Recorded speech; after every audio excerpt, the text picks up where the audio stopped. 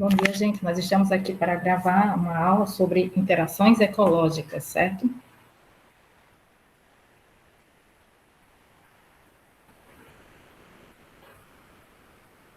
Tá.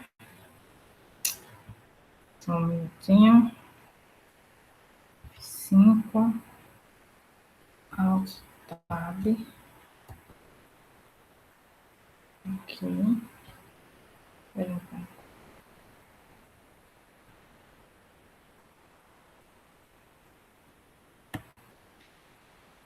Bem, gente, aqui a gente vai falar sobre as relações ecológicas entre as espécies. É um assunto dentro do tema de ecologia comunidades. Então, as espécies, elas se relacionam entre si. Os pesquisadores resolveram colocar nomes para essas relações. Algumas dessas relações não estão bem nítidas e claras, né? Algumas já têm algumas discordâncias em relação a isso. Então, a gente costuma separar as relações ecológicas em intraespecífica e interespecífica. Intraespecífica são aquelas relações entre seres, né, organismos da mesma espécie. Então, intra é entre a mesma espécie. Interespecífica é entre espécies diferentes. Aí nós temos dois casos, né? Harmônica e desarmônica. Harmônica é quando não há prejuízo em nenhuma das partes. E desarmônica é quando uma das partes elas saem perdendo, certo? Então, tanto nas relações intraespecíficas, ou seja, entre os organismos da própria espécie, elas podem ser harmônica e desarmônica, como interespecífica, organismos de espécies diferentes, pode ser harmônica e desarmônica. Então, aqui nós temos a primeira relação ecológica, harmônica. Intraespecífica é a colônia, que é a união, né? A união anatômica dos indivíduos de uma mesma espécie para, por exemplo, se alimentar. Aí aqui nós vemos o caravela portuguesa, que é um animal, com licença, viu, gente?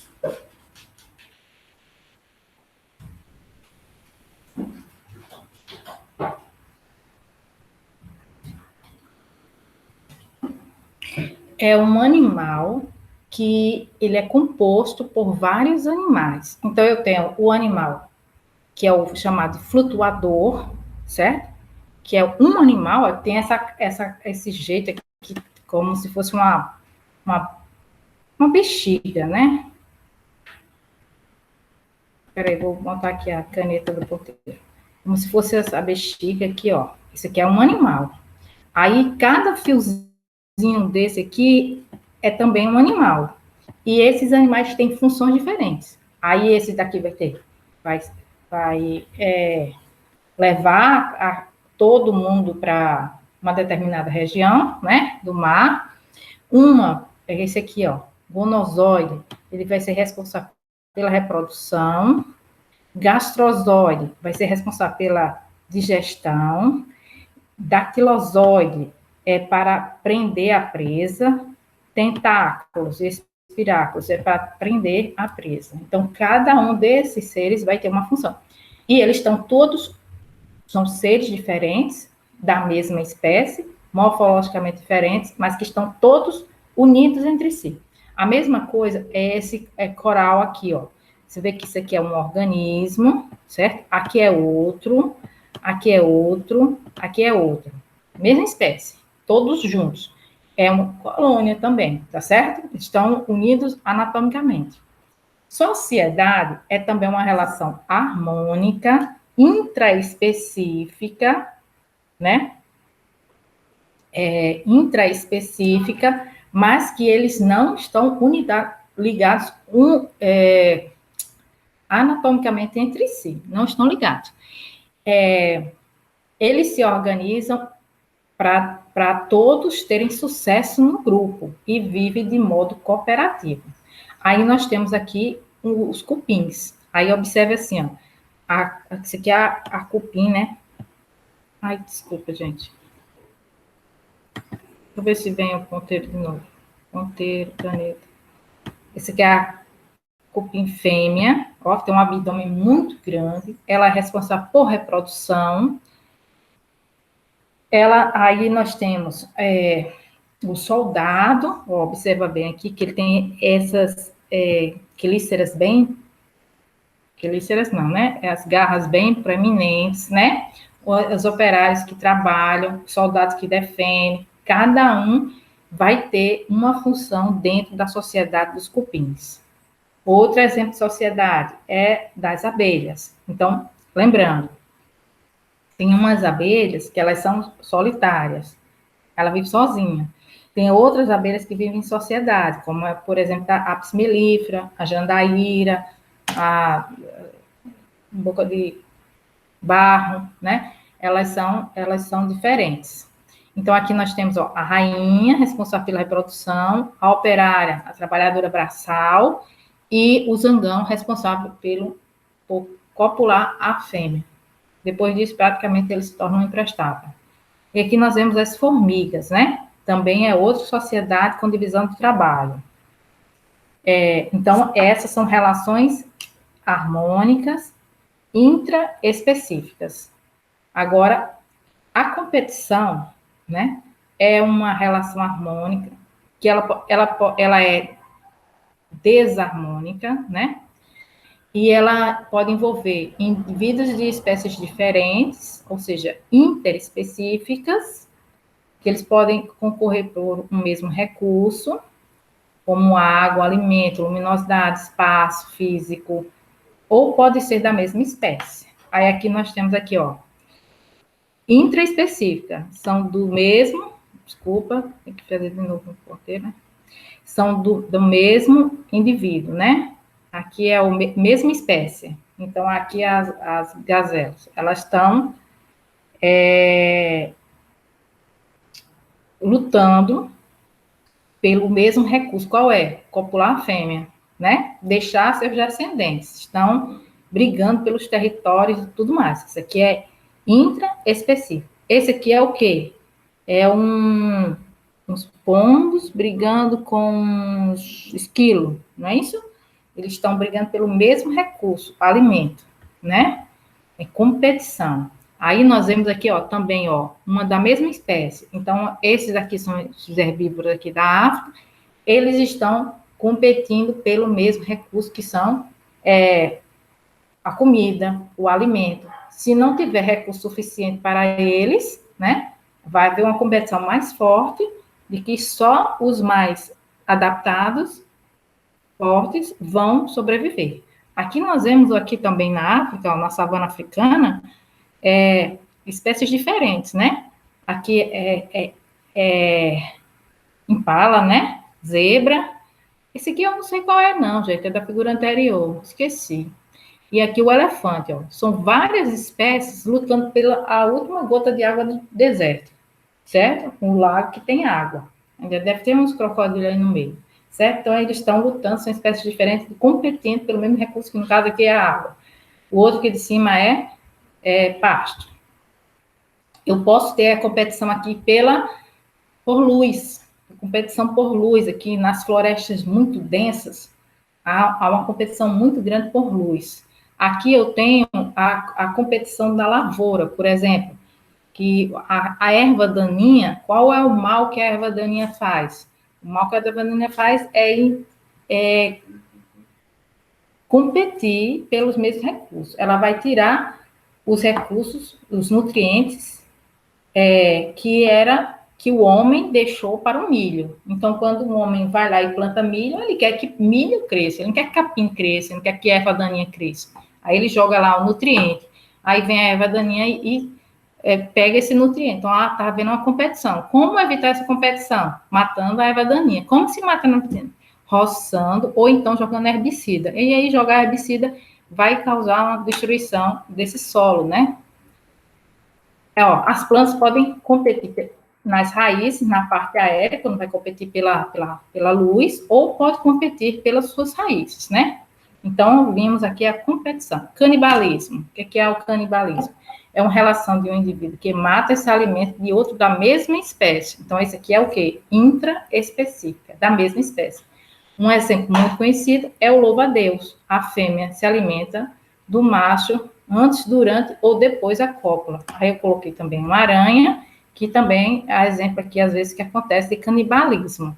Aqui o sapo também, alguns sapos, sapo boi, também se alimenta de canibalismo, né? Veja aqui em cima, o sapo se alimentando de outro sapo.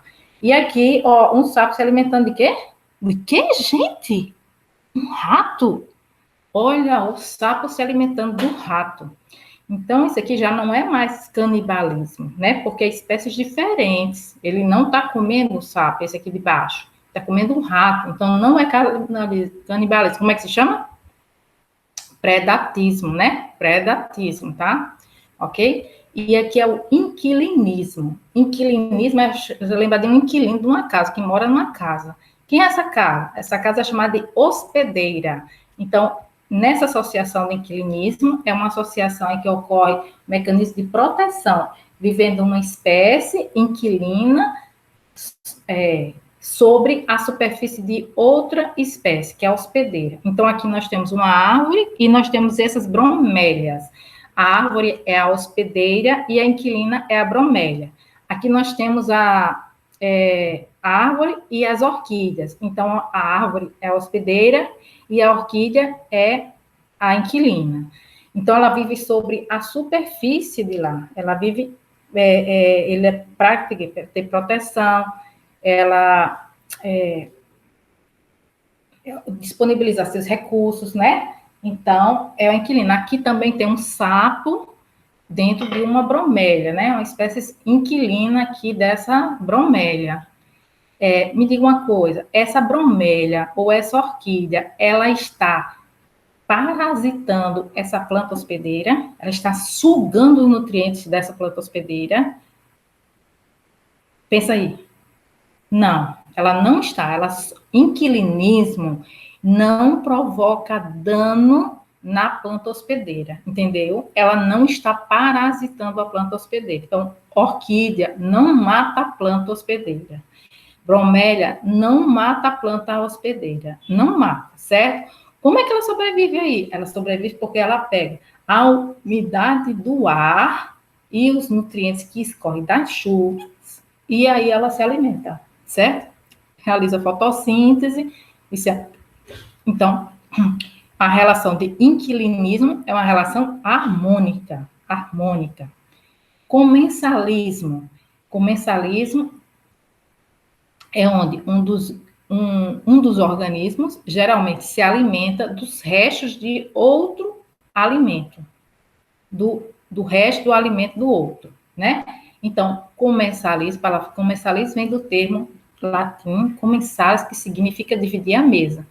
Então, olha aqui, o tubarão, ele tem dois peixes que vivem atrás dele, mas não é porque ele está importunando o tubarão não está nem aí para eles.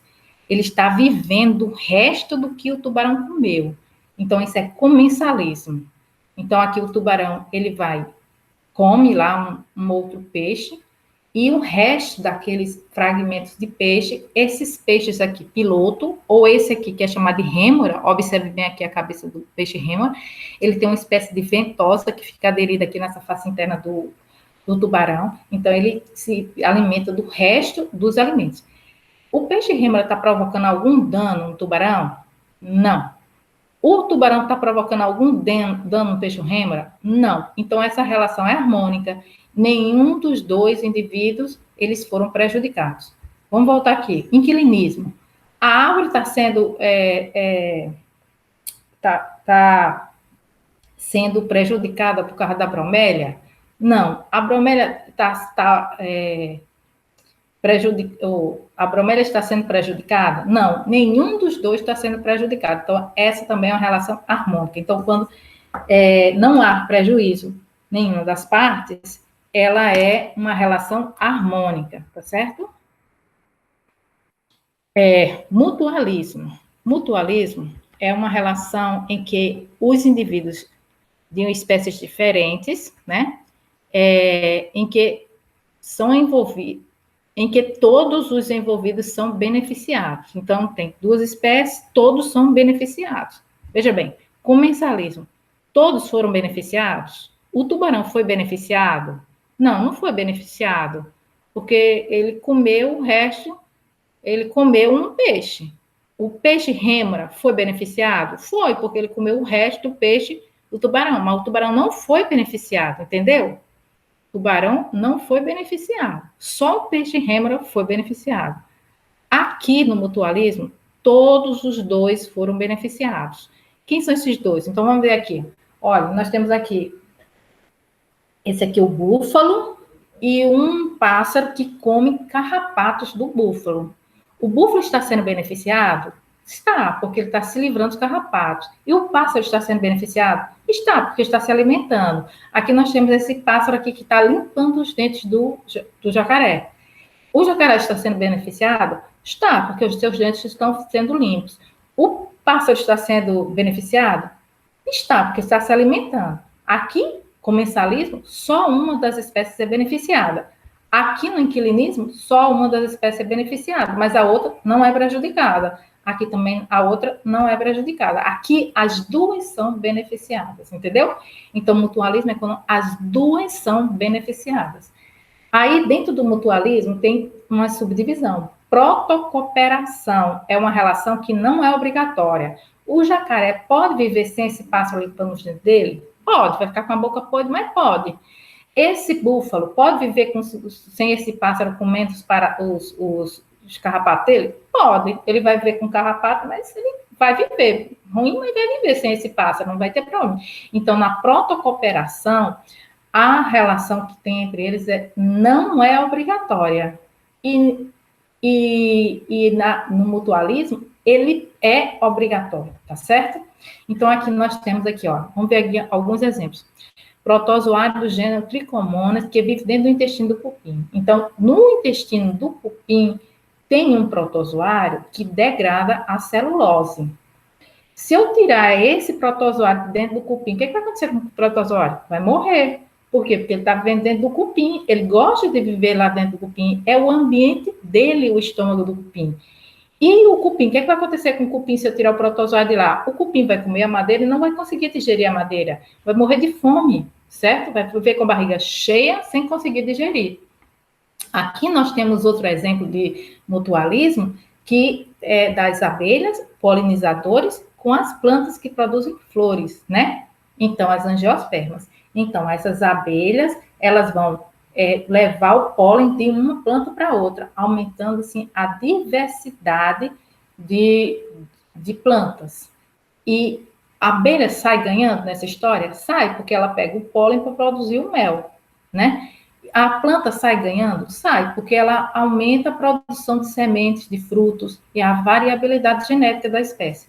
Aqui nós temos os fungos micorrizas, aqui embaixo, nós temos os fungos micorrizas e as árvores. Então, as árvores, elas precisam de fungos, plantas no geral, né? Precisam de fungos, chamados fungos micorrízicos, que eles vão se entremear nessas raízes e aumenta a absorção de nutrientes para a planta. Então, os fungos fazem com que as plantas cresçam mais saudáveis, mais fortes, porque elas conseguem tirar os nutrientes melhor com o fungo micorriza. Então, separando os dois, o fungo vai morrer. E a árvore também provavelmente, ela também vai ter um déficit bem grande.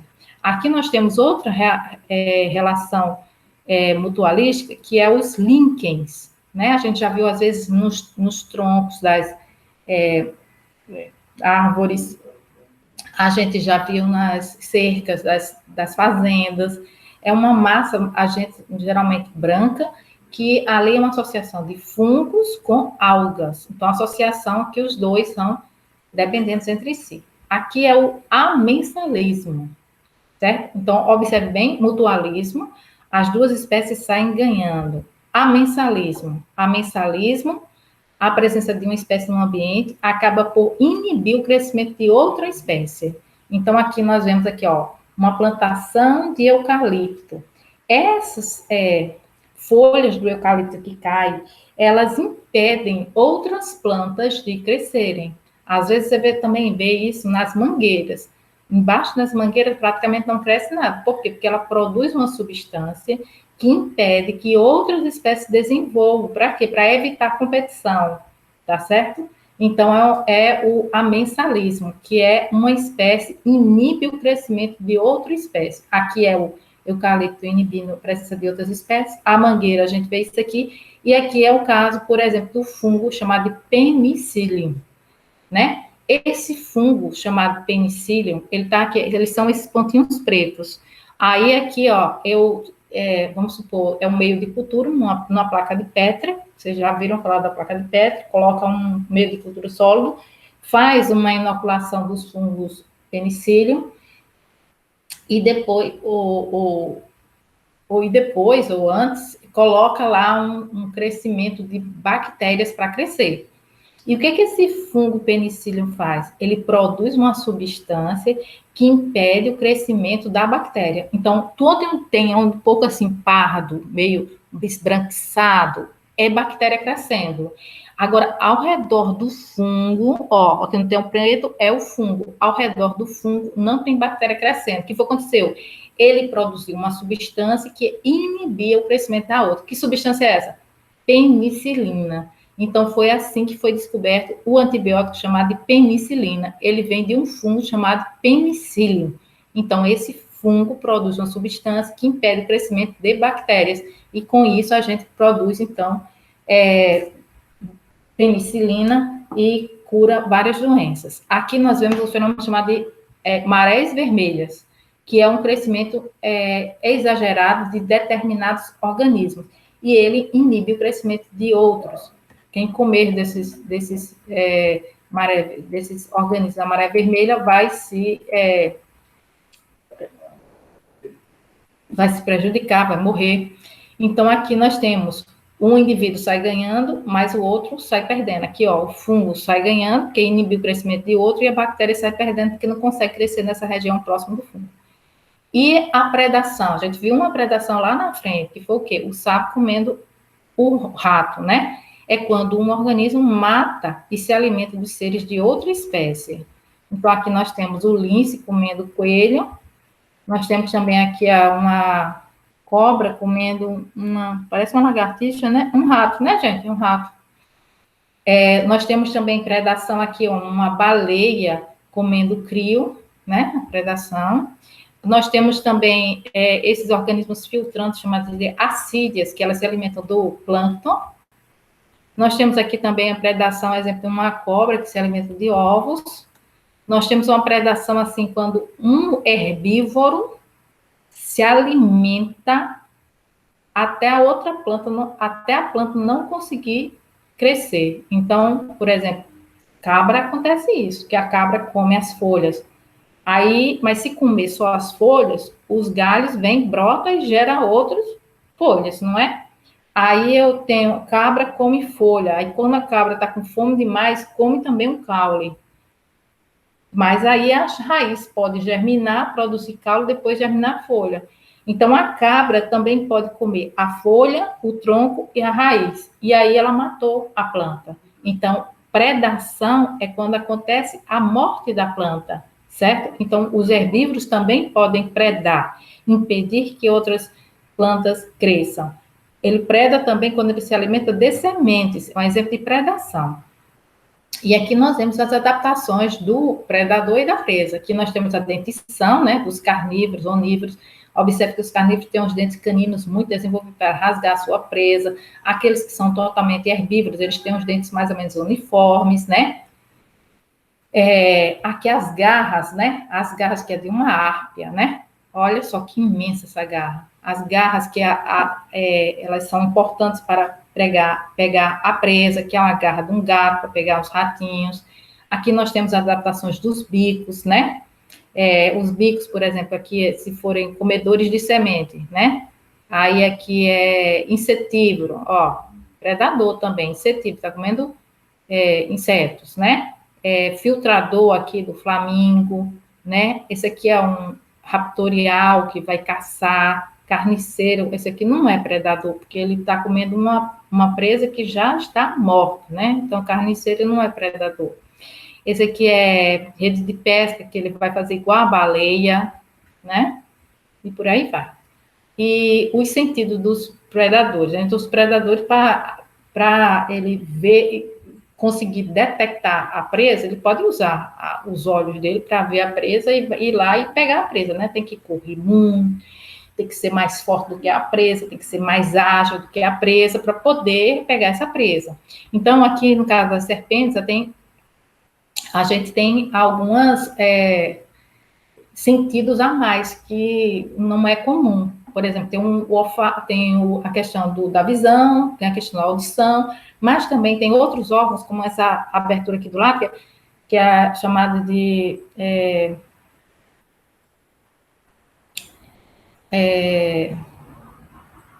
esqueci, fosseta loreal, desculpa. Fosseta loreal, que ela sente o calor do objeto, tá certo? Ela sente o calor, sabe? Então ela, pelo calor, ela sabe, ali tem um animal de sangue quente, o almoço está pronto, né? Ela também tem aquela questão de detectar o odor através da língua, né? Então ela faz aquela sibila, né? Que sibila é aquele som que a serpente tem, né? Solta a língua e aí ela capta as moléculas de odor e ela consegue dizer que ali está próximo, tem uma presa ou não. E com essa da detecção do calor que ela tem por essas focetas que tem aqui, ou essas daqui, né? Ela consegue dizer, por exemplo, o tamanho da presa, ela consegue fazer uma projeção da força que ela vai ter para aniquilar essa presa. Aí tem aqui outros, né? Que é o sonar, né? Que é desenvolvido pelos morcegos, que é desenvolvido pelos golfinhos, que é desenvolvido pelas baleias, né? É sentido também para ele predar. Aí, aqui nós temos também um tubarão, que ele tem outros sentidos, que ele tem a linha lateral, que está presente nos peixes, que ele detecta o movimento da água. Ele também tem sensores de sinais elétricos, que todos nós seres vivos temos. Então, ele detecta os sinais elétricos estruturas que estão, assim, abaixo da boca do animal, assim, próximo do nariz. São como se fossem os sensores que nós temos para sentir a pressão, né, para sentir o frio e tal. Eles têm esses sensores de sinais elétricos, chamados de ampolas de Lorenzheim. Aí, enquanto isso, os que são predados, eles vão tentar fugir, né? Então, os predadores desenvolveram garras, desenvolveram dentição, desenvolveram sentidos próprios para pegar suas presas, e as presas desenvolveram outras habilidades para fugir, né? Aí aqui a fuga, o lagarto aqui fugindo na superfície da água, eles podem adquirir essas espécies de asas, né? Essas pregas que eles podem fugir de uma árvore para outra e assim escapar da sua presa. Eles podem ter mecanismos de defesa ao furar alguém, né? Para que impeça que seja predado, ninguém vai querer comer o negócio que vai furar a sua boca todinha, né? Aqui, ó, tanatose, é quando ele finge que morreu. Alguns desses, eles emitem até um odor de putrefação para pensar que ele está morto, para ele escapar da presa. Eles podem também desenvolver esse tipo de coloração críptica, que é o quê? Que é se camuflar num ambiente.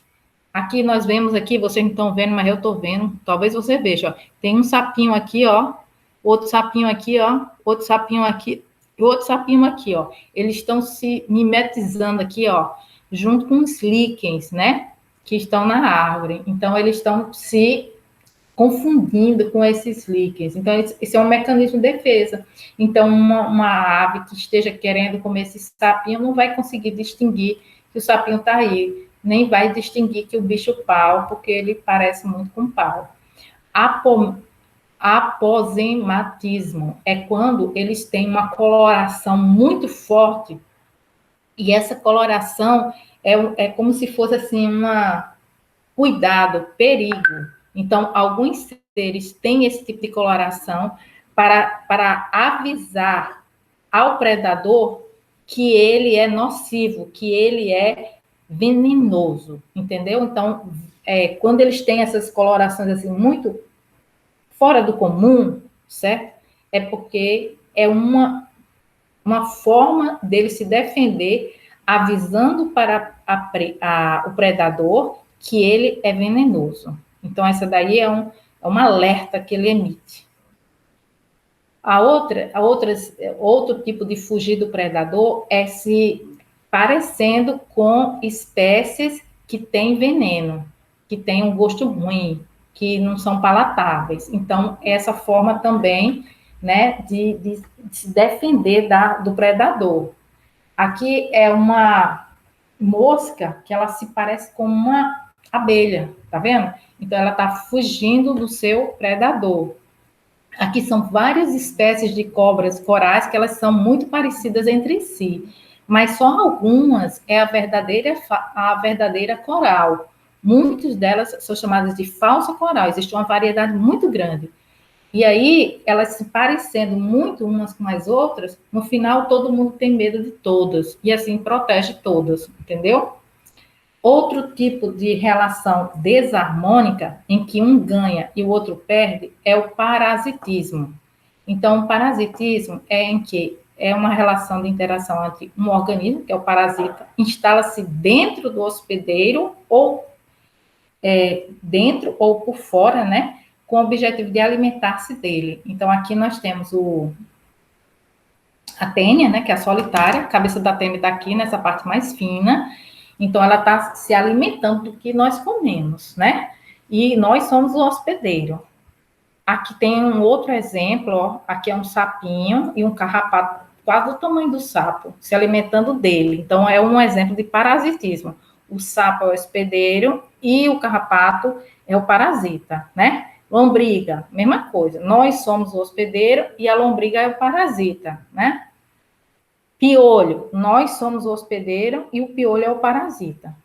Então, gente, fecha essa aula daqui das interações ecológicas, lembrando que a gente tem as relações harmônicas e desarmônicas, né? E no qual a relação harmônica é os dois envolvidos na relação, eles não são prejudicados. E nas relações desarmônicas, um dos dois é prejudicado, ok? Então, muito obrigada pela paciência de vocês.